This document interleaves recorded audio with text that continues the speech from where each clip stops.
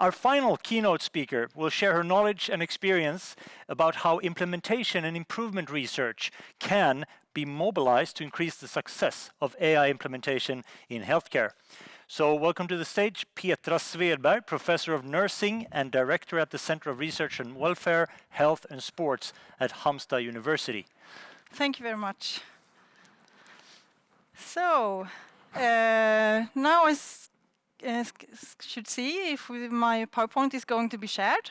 But my name is Petra Svedberg, and I am a professor in nursing at Halmstad University. One of my research fields is about how patients who need support from healthcare services can be involved in the development and improvements of information-driven healthcare. I have worked with many projects with the overall purpose to promote the patient's participation in their own care, but also in the quality development of healthcare.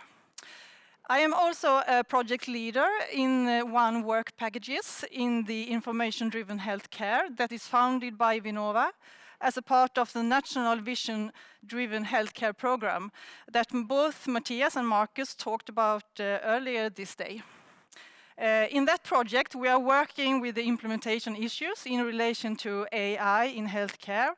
For example, we are going to investigate how an understanding of user and stakeholders' perspective can inform co-production of AI solution in healthcare to increase the chances of successful improvements.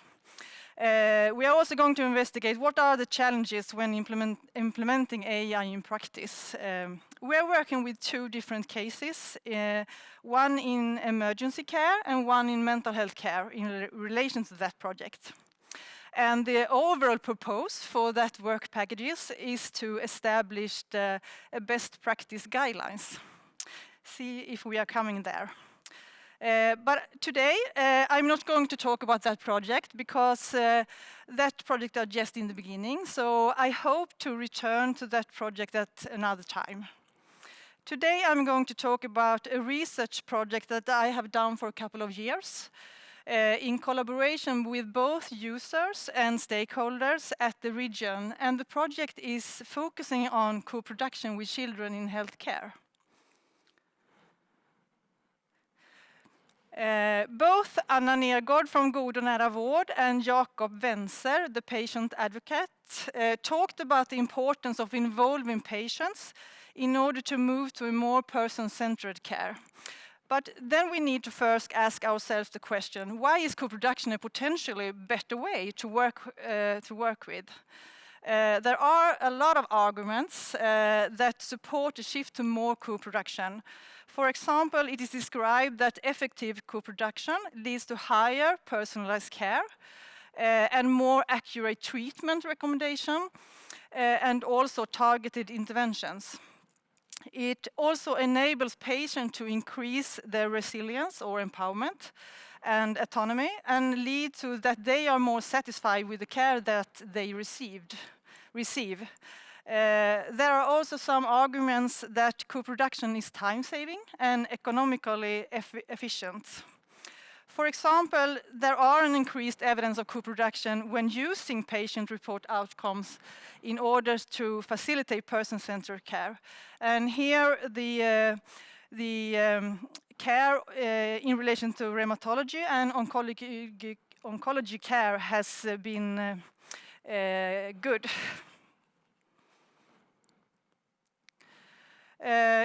Current models of healthcare delivery may need to invest in making co-production ideas central to the operations and acknowledge that service is shaped by collaboration between patients and healthcare professionals would create greater value. But still, healthcare organizations have been slow to adopt co-production principles. And if we are looking at the traditional model, they suppose that highly trained experts, for example, healthcare professionals and clinicians and researchers, are the best suited for producing information, knowledge, and know-how. But this model is not sufficient when it comes to the overall goal of the person-centered care. So therefore, the learning healthcare system has been proposed as a model for more effective actions in collaboration between both patients, providers, and researchers. And in this model, the patients also have a more prominent role, and we learn from each other. The patients has also a role in relation to the organizational level, not only in relation to their own health care. The learning system includes both a shared environment, information environment, and also a more shared physical environment for the conversations between the patients and the professionals, where data from both clinical evaluation and from patient-reported outcomes becomes inputs into shared decision-making.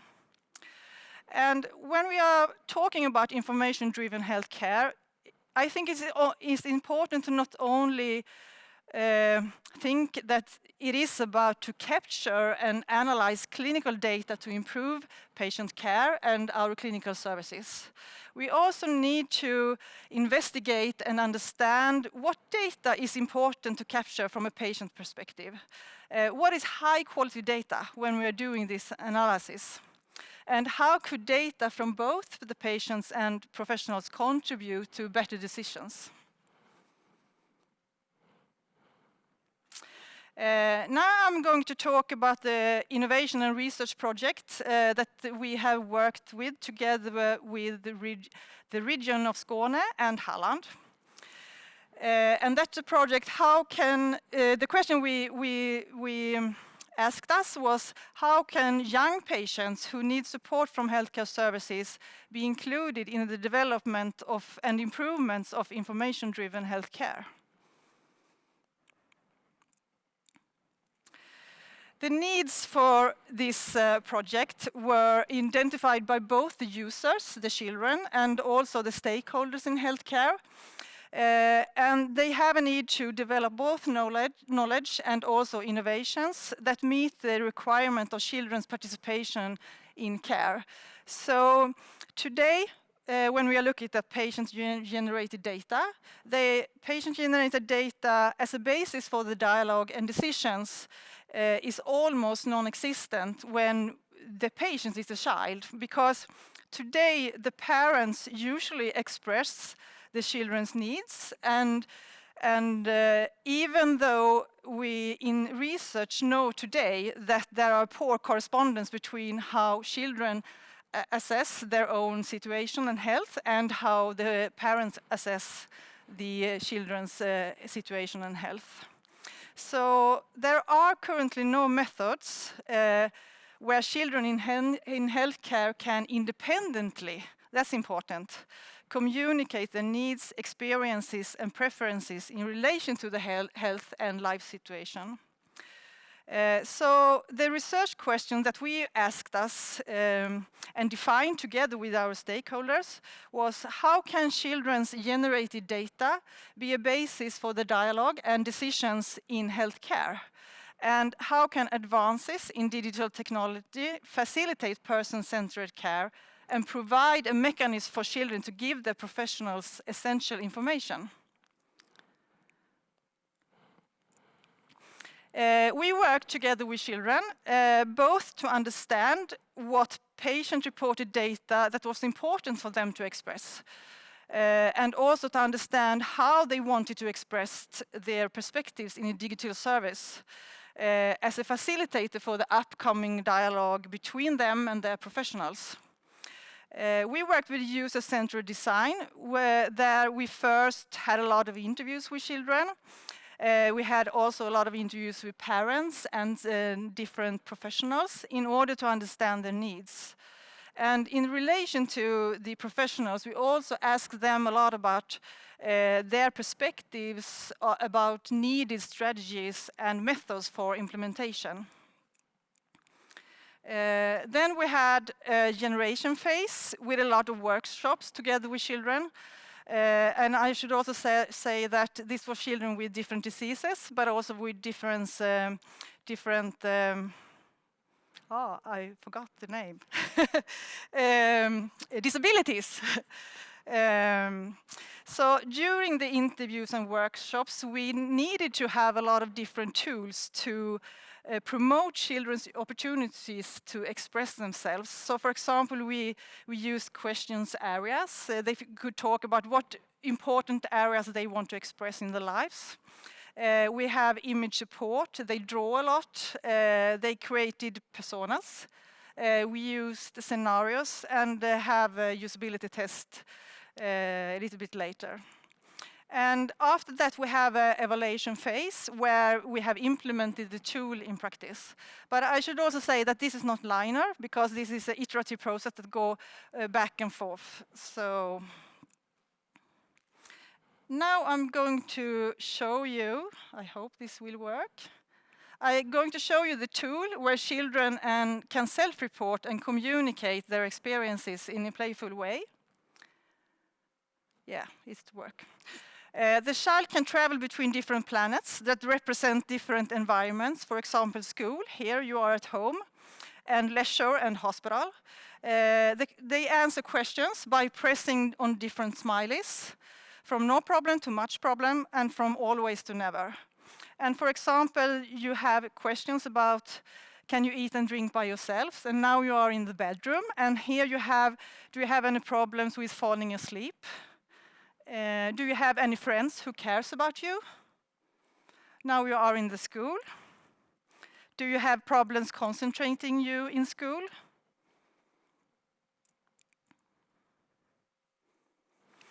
And do you have any friends to be with in school? Here you are on the planet that they can express the feelings. So do you get angry easily?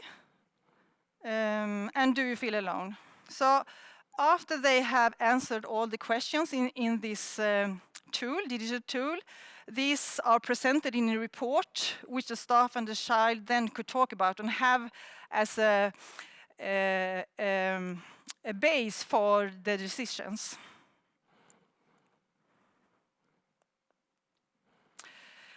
Yes, after that, we have implemented this tool in 4 pediatric centers in Sweden, together with the developed implementation strategy based on the needs of the services. So the results show that the digital tool, through children's self-reported data, directed healthcare communication from the parents' voices toward the child's voice, and did children's needs, experiences, and preferences more explicitly visible in decision-making. The digital tool was experienced by the children as a user-friendly tool through which they can find ways to express themselves and share information with the parents and healthcare professionals. So in conclusion, we can say that the children's generated data through this digital tool showed an added value in the dialogue between the children and professionals in relation to making decisions. But you also know that there are a lot of challenges when you are implemented, as Julie also said before, implementing new innovation in healthcare.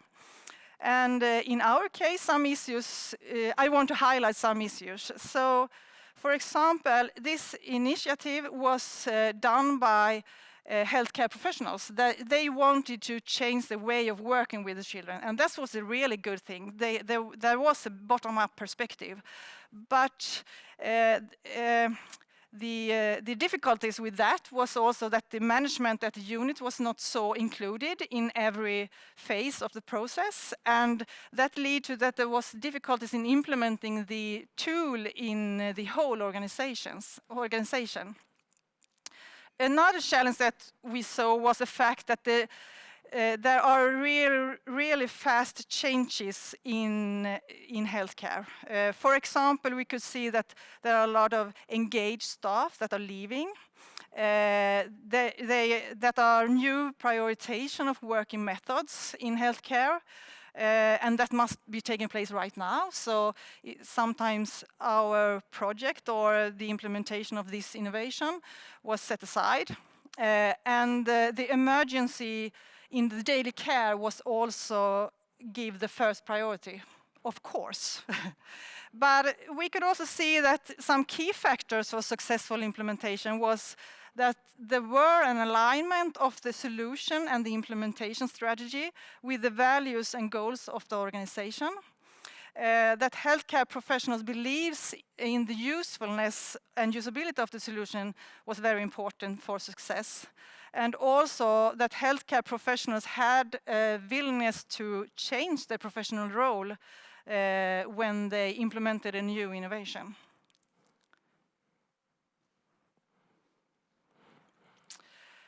Yes, I want to say thanks, and I also want to say that it has been a really interesting conference today, and I have a lot of new reflections, but maybe that are going to be discussed later.